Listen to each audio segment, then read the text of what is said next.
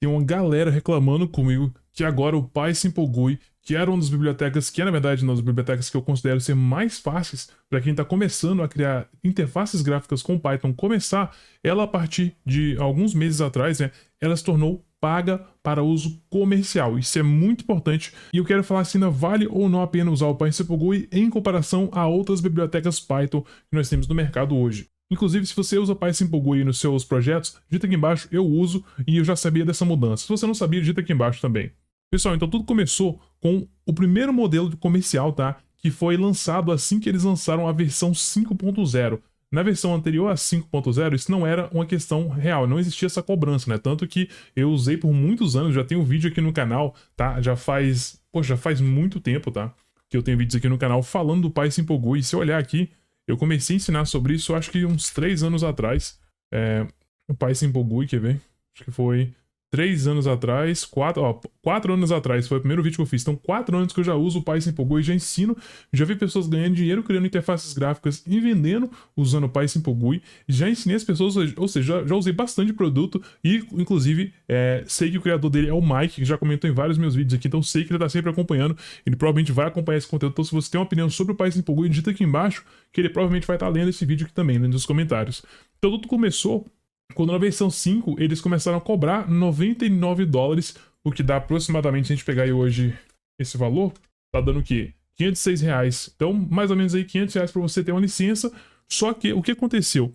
Quando eles lançaram essa versão paga aqui, eles cobravam isso todo ano. Então, todo ano você tinha que ir lá e bancar R$500 para poder usar esse produto comercial, que na minha opinião já estava muito caro. E provavelmente ia fazer com que as pessoas que usavam o PySimple parassem de usar, né? Foi inclusive a percepção que eu tive ao ler os comentários da comunidade que usava ele. Então ele acabou ouvindo esse feedback, tá? E o que ele fez agora? O que ele mudou?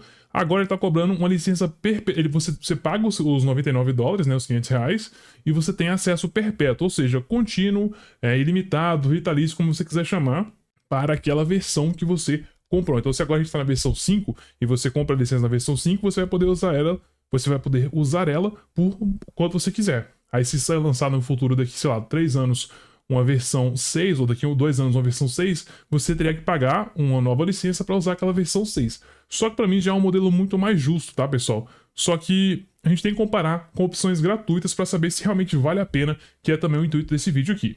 Inclusive, se só essa parte já esclareceu muita coisa para você, digita aqui embaixo se esclareceu, qual parte você tinha mais dúvida, tá?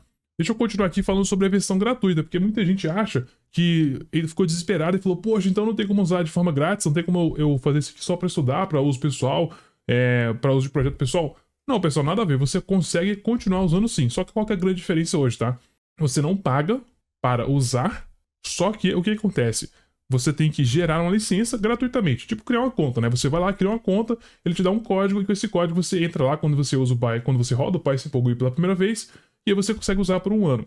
Só que aí os espertinhos de plantão, né, os pirateiros de plantão vão falar assim, bom, beleza, então vou lá, vou ficar gerando uma licença toda hora, eu vou vender meus produtos, vou cobrar das pessoas, dos meus clientes, para usar essa interface gráfica e vou ficar gerando licença nova. Só que já te adianto que isso não vai funcionar, porque eu também pensei nessa possível estratégia. Aí eu falei, poxa, por que isso aqui não vai dar certo? Muito simples, pessoal.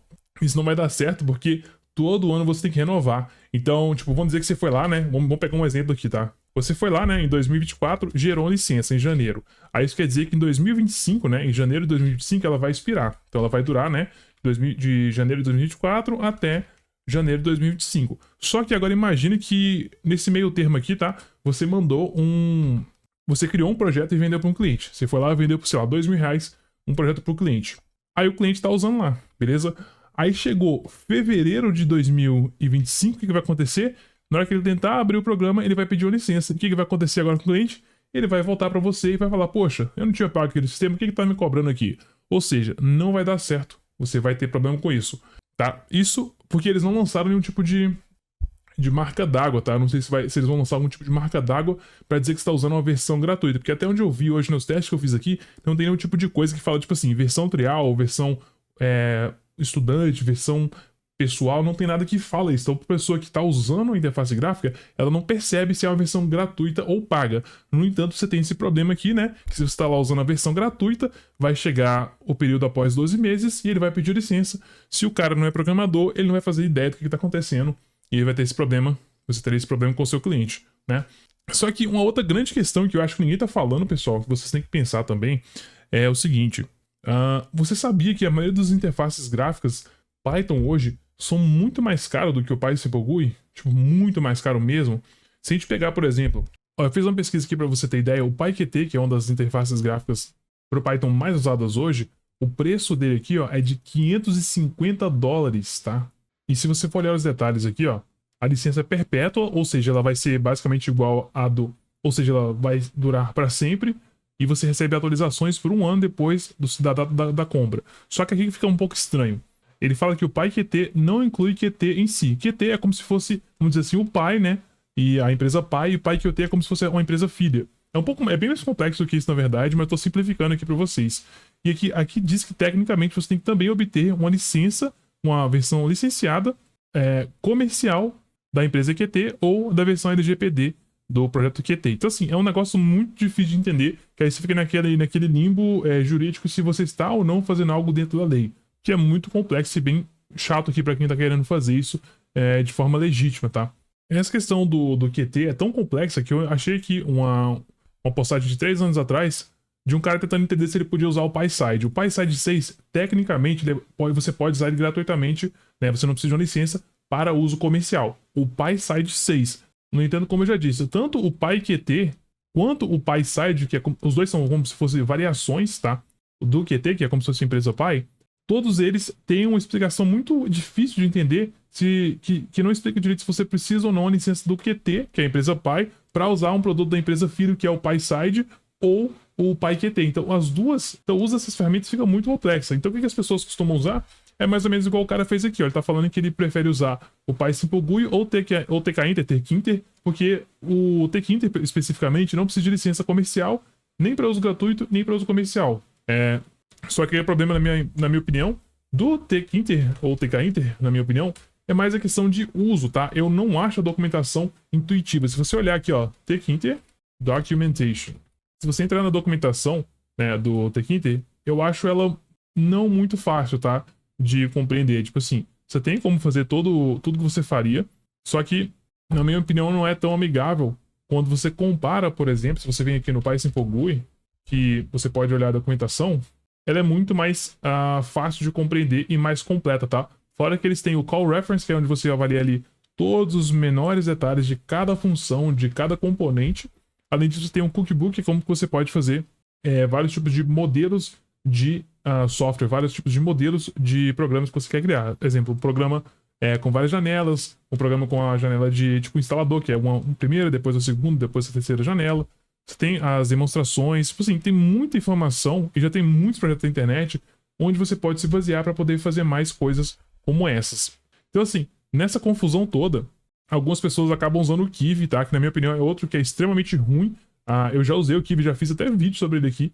Ele pode ser multiplataforma? Poxa, multiplataforma. Faz para desktop, web, mobile, tudo. Só que eu acho horrível, assim. É horrível a linguagem de design que você tem que usar. Você tem que basicamente aprender uma linguagem de design só para criar interface gráfica Python. Aí meio que já mata o propósito para mim. Se você vai querer fazer algo super complexo, se você realmente tem que fazer um sistema esteticamente viável, eu já acho que não compensa você ir muito pro lado de Python de forma geral. Eu iria mais pro lado de JavaScript, igual com React, Vue, Angular, que são bibliotecas feitas especificamente para isso, né? Para você fazer isso. Só que, na minha opinião, o intuito todo de você usar algo como, por exemplo, o PySimple-GUI, né? Como o próprio nome tem ali de simple, que é simples, é para você simplificar o seu workflow, para que você consiga entregar mais em menos tempo, sem ter que aprender uma segunda linguagem ou terceira linguagem de programação, se você for pegar...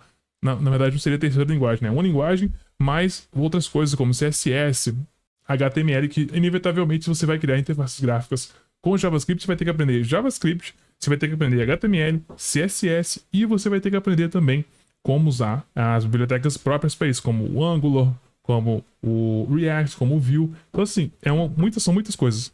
Então, para mim, isso meio que mata o propósito de você conseguir entregar coisas mais rápido. Se você tem se você tem uma necessidade que é mais próxima da realidade da maioria das pessoas, você não vai ter que criar um sistema ultra complexo. Você vai ter que ter você tem que ter um sistema com interface relativamente agradável, e você pode fazer isso com o PySimple. Então, se você quer criar interfaces gráficas com o Python hoje, para mim, o PySimple ainda faz muito sentido. E se você está totalmente quebrado, não consegue bancar aí para você começar a fazer os projetos, a única outra opção seria usar o próprio Tkinter, né? O Tkinter, porque ele é 100% grátis e ele realmente, né?